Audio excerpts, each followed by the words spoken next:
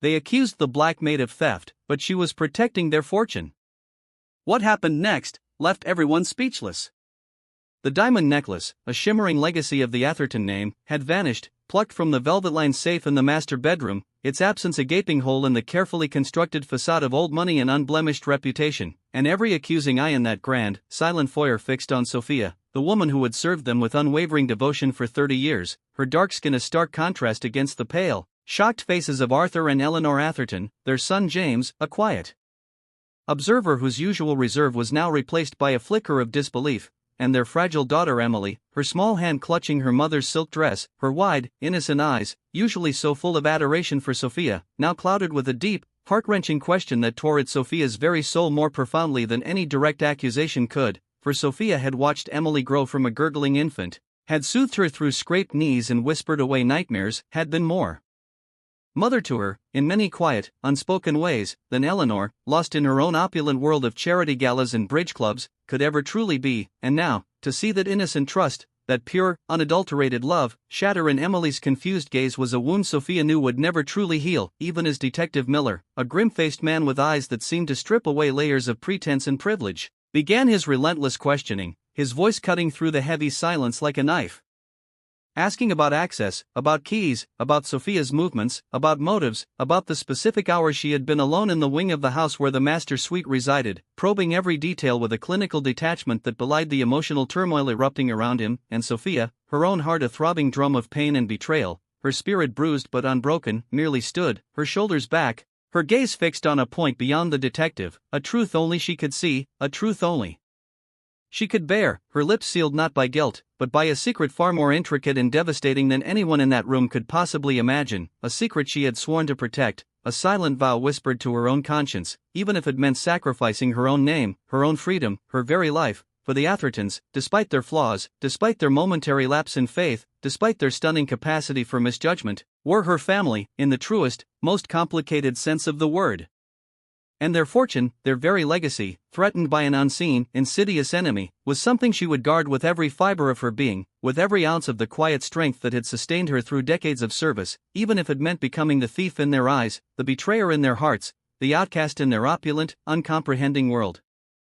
Sophia remembered the day she first walked into Atherton Manor, a young woman barely out of her teens, her heart a tumultuous mix of trepidation and fierce determination, having left behind the modest, vibrant, but often challenging streets of her childhood, where community was wealth and resilience a daily bread, the sprawling estate before her a world away, a majestic fortress of wealth and lineage that seemed to hum with the echoes of generations past, but she had quickly adapted, her quiet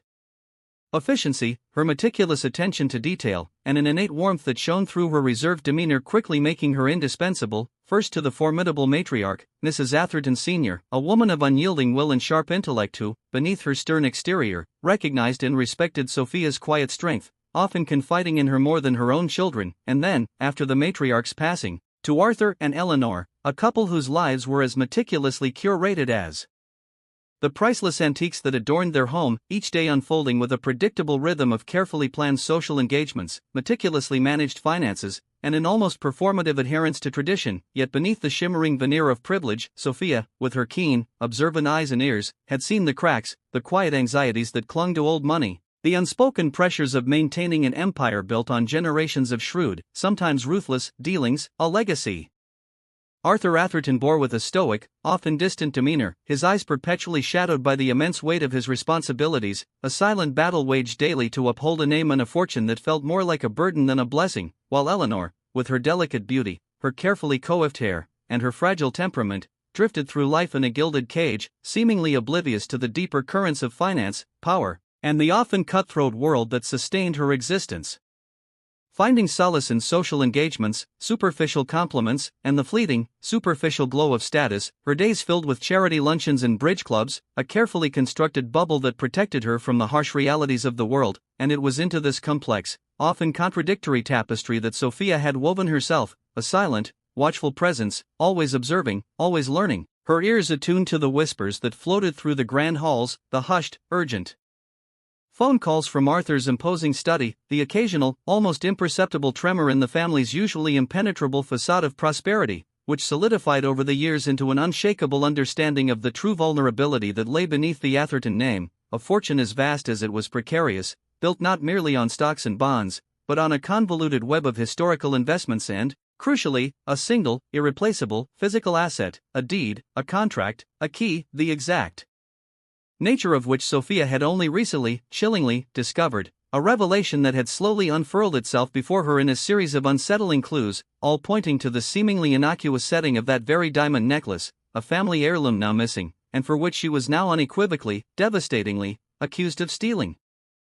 The necklace, an heirloom passed down through the Atherton women for over a century, was more than just glittering stones, more than just a symbol of their wealth and lineage. It was a cipher, a map, a lock, containing a microfilm document or an intricately engraved code. Sophia had come to realize with a growing sense of dread, a revelation that had come to her in fragments over the past few months, pieced together from countless overheard conversations, from a misplaced, highly unusual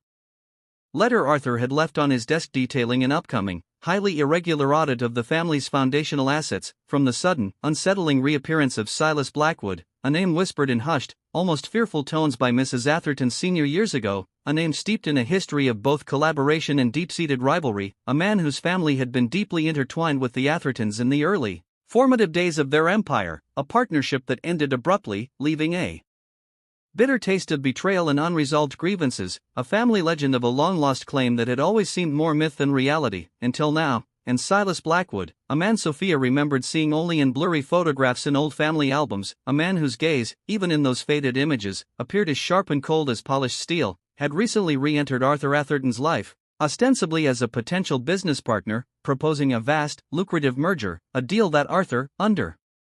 immense pressure from a recent market downturn, a series of ill-fated, high-stakes investments, and the relentless, almost suffocating expectations of his family's legacy, seemed increasingly desperate to secure, his usual caution replaced by a visible, desperate need for a lifeline. But Sophia, with her keen intuition honed by decades of silent observation, had seen the predatory gleam in Blackwood's eyes, had felt the sinister undercurrents of his carefully veiled smiles, his overly solicitous manner, his constant, subtle probes into the family's historical assets, and she had overheard snatches of conversations between him and Arthur that spoke of old debts, of forgotten clauses in ancient contracts, of a looming deadline for a restructuring of the Atherton family's foundational assets, all couched in the language of mutual benefit but laced with an undeniable menace. And it was during one such conversation, a heated exchange Arthur believed was utterly private, that Sophia, meticulously dusting the rarely used library, had heard Blackwood explicitly mention the legacy of the necklace, a phrase that had sent a profound chill down her spine, connecting it instantly to old, leather-bound ledgers she had seen Arthur poring over, detailing the original land grants and mining claims that formed the bedrock of their immense wealth. Realizing with a horrifying clarity that Blackwood wasn't interested in a true partnership, he was interested in a hostile takeover. A complete, legally sanctioned divestment of the Atherton fortune through some obscure, archaic legal loophole connected to that very necklace, its true purpose not merely adornment, but a critical, irreplaceable key to their entire financial existence, a physical representation of an ancient, binding covenant, and she knew, with a certainty that transcended logic, that Blackwood would seize the necklace, not for its intrinsic value as gems, but for the hidden secret it contained, the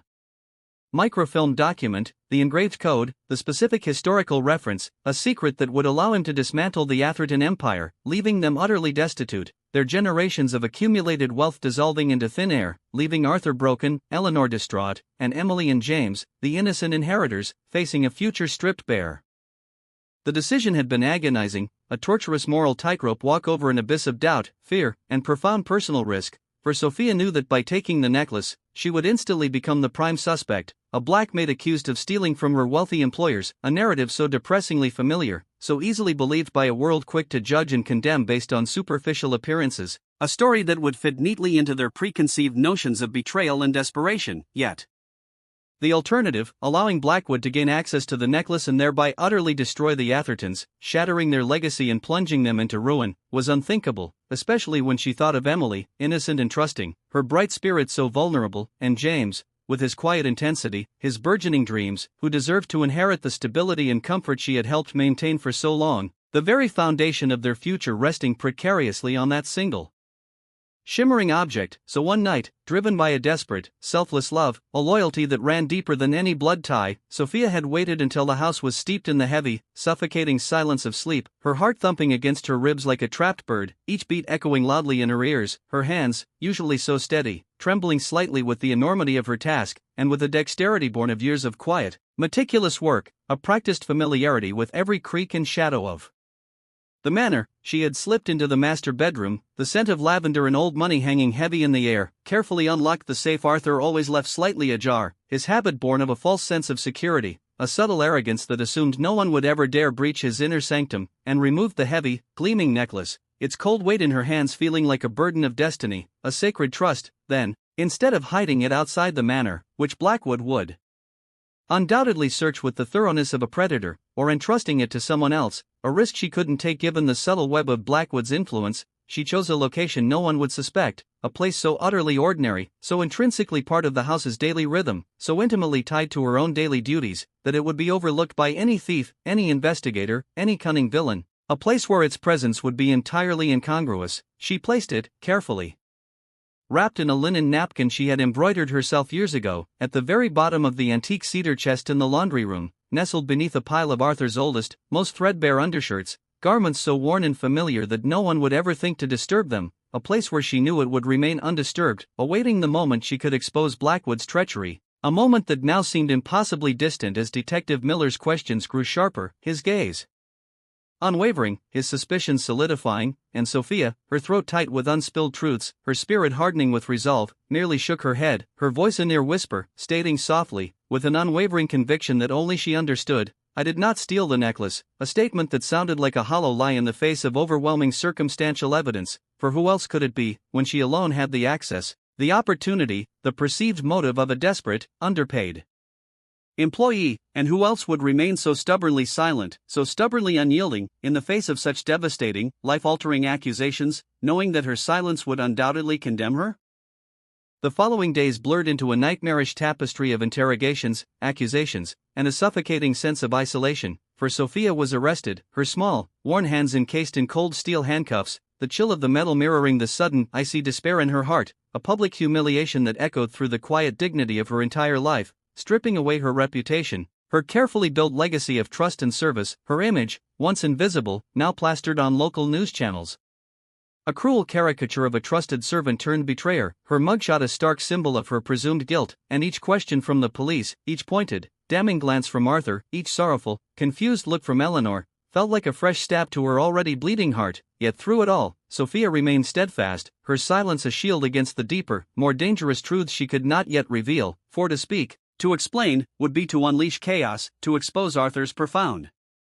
financial vulnerabilities, to ignite a scandal that could still play directly into Blackwood's hands, precisely the outcome she had so desperately sought to prevent. So she endured, carrying the immense weight of her secret with a stoic grace that utterly baffled her accusers, her mind constantly replaying the overheard conversations, piecing together the fragments of Blackwood's insidious plan, refining her own desperate, silent strategy to protect the family from afar, even from behind bars. While Arthur, rigid with a mixture of betrayal, public embarrassment, and a deep, festering anger born of wounded pride, had been the most vocal in his condemnation, his voice, usually so controlled, so impassive, now cracking with fury as he spoke of Sophia's ingratitude, her perceived treachery, his words like sharp stones thrown at her spirit, while Eleanor, overwhelmed by the sudden, ugly scandal and the loss of her precious heirloom, retreated into a haze of tranquilizers and self-pity. Mourning the disruption to her carefully ordered world, her tears, Sophia painfully noted, shed more for herself and her tarnished social standing than for the woman who had nurtured her children, who had been a constant, unwavering presence in their lives. But then there was James, always the observer, the one who saw beyond the surface, his initial suspicion tempered by a persistent flicker of doubt, a memory of Sophia's unwavering loyalty, her quiet integrity that had been a constant, unshakable force in his often turbulent childhood, a silent strength that had guided him more times than he cared to admit, and young Emily, whose heartbreaking pleas of Sophia she couldn't, echoed through the silent mansion, her fierce, unwavering belief a small, flickering flame in Sophia's deepening darkness, a beacon that pierced through the veil of her despair, a testament to an innocence uncorrupted by cynicism, sustaining her in the cold, impersonal confines of the holding sell, giving her the strength to hold on to her secret, to wait for the opportune moment, to trust that somehow, someway, the truth would emerge, not just for her own vindication, but for the salvation of the family she had silently, selflessly, taken as her own. Meanwhile, Silas Blackwood, a master manipulator and a shark among men, played his role with chilling precision, presenting himself as a sympathetic friend, a wise, indispensable business advisor to a vulnerable Arthur, subtly fanning the flames of distrust against Sophia, dropping insidious suggestions that such a trusted employee could have been planning this for years, a long game of patient betrayal, an inside job meticulously executed, all while offering to help Arthur navigate the sudden, perplexing financial downturn that so coincidentally followed the necklace's disappearance, his true motive, of course, being to gain deeper, unfettered access to Arthur's finances, to subtly steer him towards disastrous decisions that would further his own elaborate, generations-old scheme to seize the Atherton legacy, a scheme that Sophia knew was nearing its terrifying culmination, her mind racing. Even in the bleakness of her cell, connecting the dots, Blackwood's increased, almost constant presence at the manor, his insistent advice regarding a particular offshore investment that seemed unusually risky, the relentless pressure for a corporate merger Arthur was being pushed into, all of it intertwining with the missing necklace, which was not just jewelry, not just a beautiful bauble, but a crucial, irreplaceable key to unlocking the original land deeds that secured the Atherton fortune, a physical, tangible link to their wealth, to the very ground upon which their empire was built, and the police, blinded by the obvious culprit in their midst, by the convenient narrative presented to them, found no other evidence, no forced entry, no other credible suspects, making Sophia's continued silence a damning testament to her perceived guilt, her stoic refusal to confess or explain only deepening the conviction that she was undeniably the thief, sealing her fate in the eyes of the law and public opinion, for the world, in its cynical wisdom, preferred a simple narrative of a wronged employer and a treacherous servant, a familiar tale of deceit and avarice, rather than a complex truth of hidden conspiracies and selfless sacrifice, a story that challenged their comfortable assumptions about class and loyalty. And yet, Sophia felt a growing sense of desperate urgency, a tightening knot of dread in her stomach, for she knew Blackwood was moving faster, with more ruthless efficiency, than she had initially anticipated, that her initial, desperate act of taking the necklace had only bought them a little time, precious moments that were rapidly slipping away, leaving the Atherton family dangerously exposed, vulnerable to a complete and utter loss, and she, incarcerated and isolated, was utterly powerless to intervene directly, forced to rely on a faint hope, a silent prayer, and the faint, persistent belief that James, with his keen mind and a latent, untapped sense of justice, might somehow, against all odds, stumble upon the truth, might see beyond the superficial accusations, might finally uncover the intricate web of deceit that threatened to consume them all. And then, as if an unseen hand had guided his path, or perhaps it was the ghost of Mrs. Atherton Sr. whispering in his ear, James, spurred by Emily's tearful, unwavering insistence and his own gnawing, persistent doubt about Sophia's true character, a dissonance between the woman he knew and the villain she was portrayed to be, began to quietly, methodically investigate, not just the missing necklace, but the strange, unsettling shifts in his father's demeanor, the sudden, uncharacteristic urgency surrounding Arthur's business dealings, the increasingly pervasive and unsettling presence of Silas Blackwood, a man James had always found vaguely repellent, despite his polished charm and impeccable manners, sensing an underlying coldness, a calculated menace, and James, with a quiet determination he inherited from his father but tempered with a deeper empathy and a more open mind, started delving into dusty old family records stored in the rarely visited archives of the manor, sifting through arcane financial statements that dated back generations, cross-referencing names, dates, and historical property transactions, beginning with the unusual surge in Blackwood's communications with Arthur leading up to the theft, then expanding his search to the formidable archives of the family's foundational company, a sprawling textile mill established by their ancestors generations ago, an enterprise whose initial land acquisition documents were tied to complex, archaic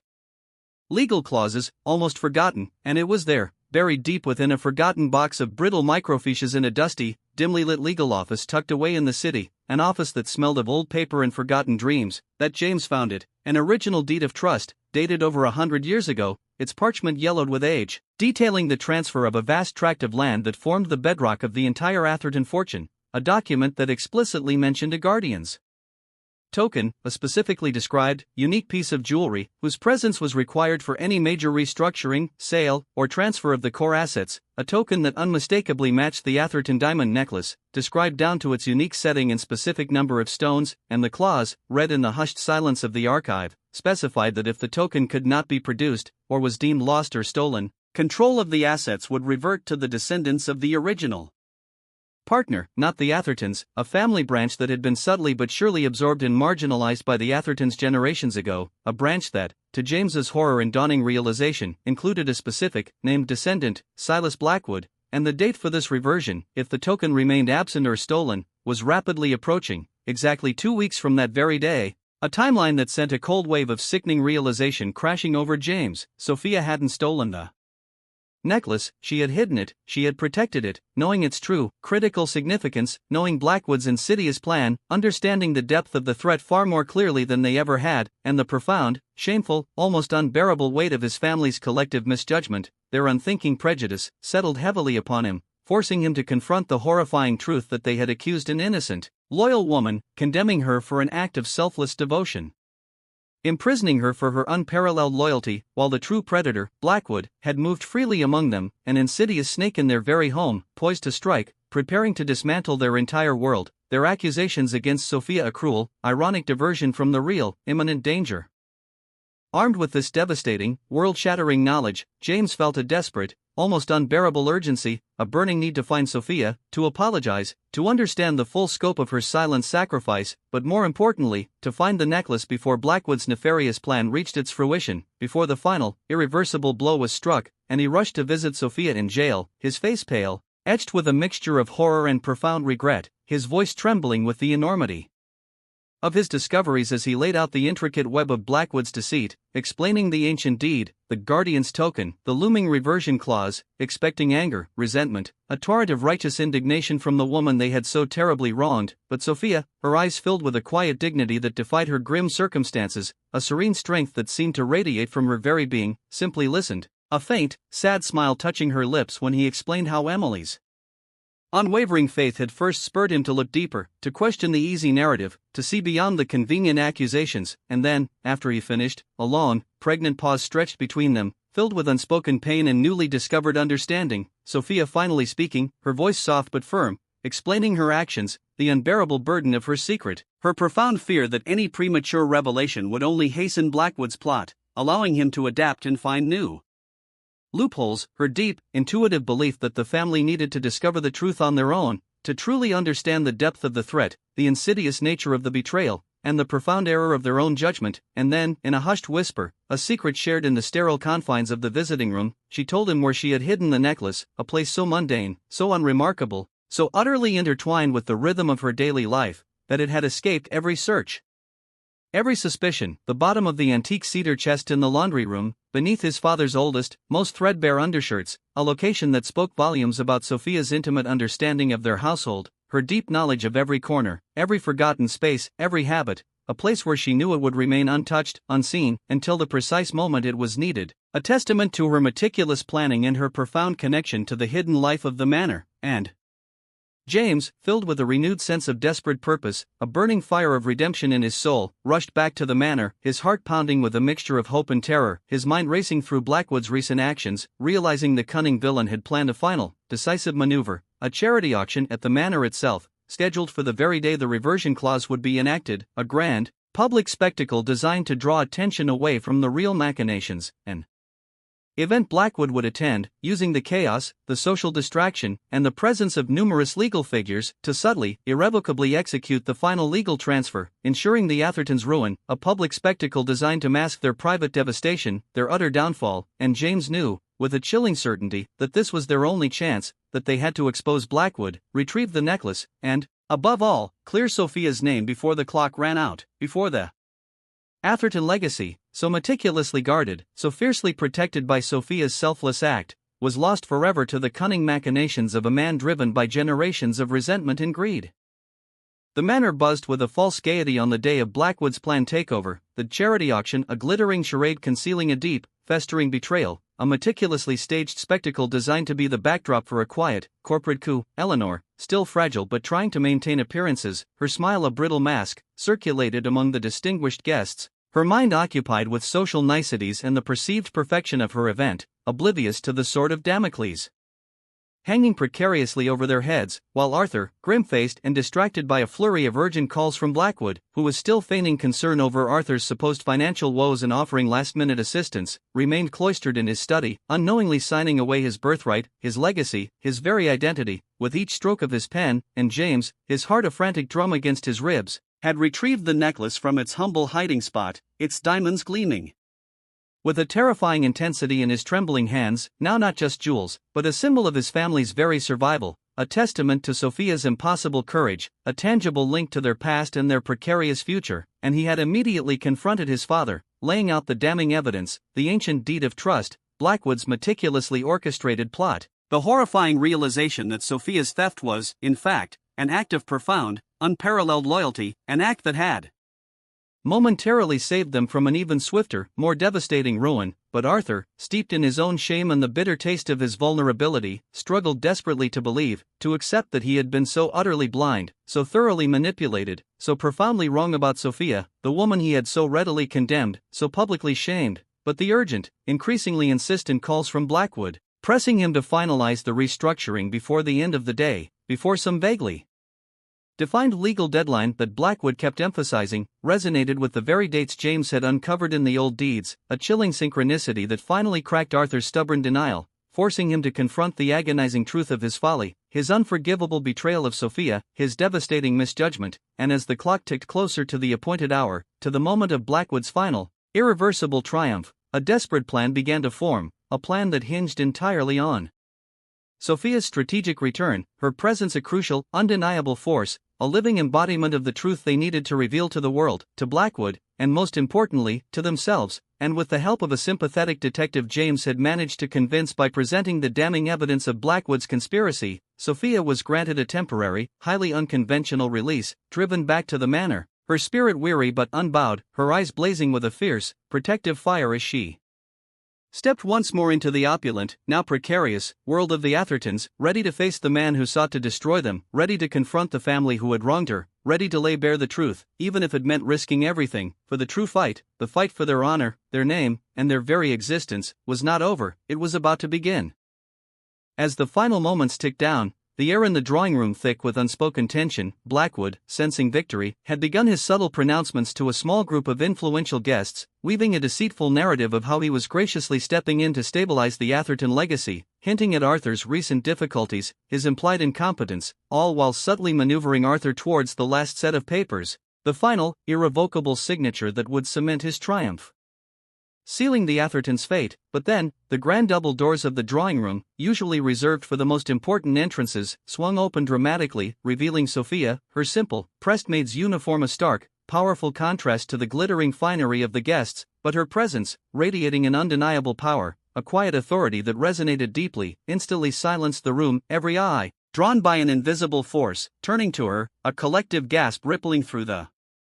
startled attendees, a wave of shock and disbelief washing over them, and Blackwood, his face suddenly blanching, his carefully constructed composure crumbling under the weight of her unexpected appearance, tried to dismiss her, to declare her an intruder, a disgruntled former employee released on bail, his voice laced with a desperate, venomous edge. But Arthur, his face a mask of profound shame and burgeoning resolve, a new strength hardening his features, stepped forward, his voice, usually